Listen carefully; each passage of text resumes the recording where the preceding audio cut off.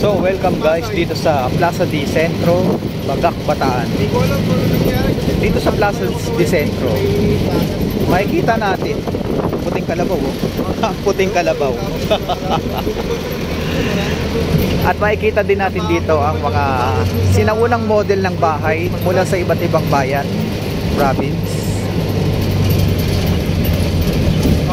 Provinces, Luzon, Visayas. Dito natin makikita. So, kaya ako nandito ngayon kasi nandito ang taping namin ngayon. So, wala pa naman kami ganap. Kaya sumakay muna ako ng jeep. Libre lang pala yung jeep dito. Libre lang. Ikot-ikot lang siya dito sa Plaza de Centro. So, ito yung mga example ng model ng pinagkuwanan. Ito yung mga bahay. Ayan.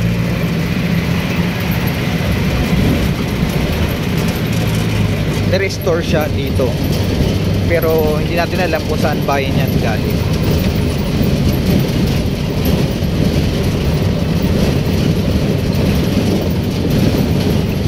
Kagaya na lamang itong tulay, may pinagkupihan tong tulay na to. Kumbaga ni-restore siya dito.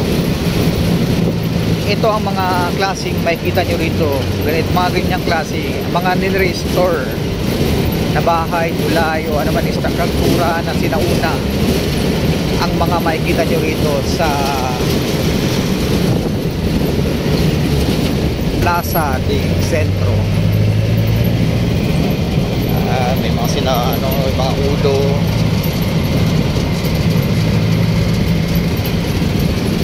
So ang ganda mo, ang sarap maligo mamaya. So kagaya ng bahay na ito na hinihintira.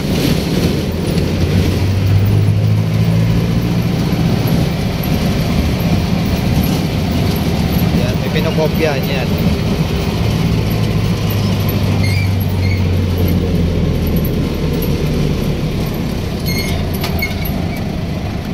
May pinakopyahan tong bahay na dito sa. So, isasakay nila uli ang mga foreigner, yan. They enjoy here and foreigner kids. Hello. Hello. Ayan nga sila, oh.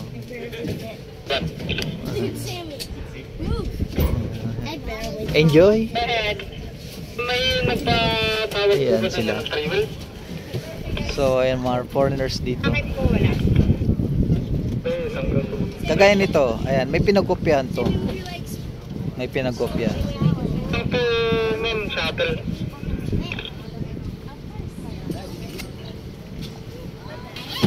Kaya ang makikita mga dito ang ganda. Lalo na pag pumasok tayo dyan sa loob. Lahat ng mga makikita natin dito is yung model o restore from other town at the Philippines or provinces. From other provinces. Lahat ng mga old houses, old model or what else from 90s, 80s, ganun. Madali ka ba? Hindi pa man. Hindi na. Okay. Dito natin yan makikita. So, ayan. Dito natin yan makikita sa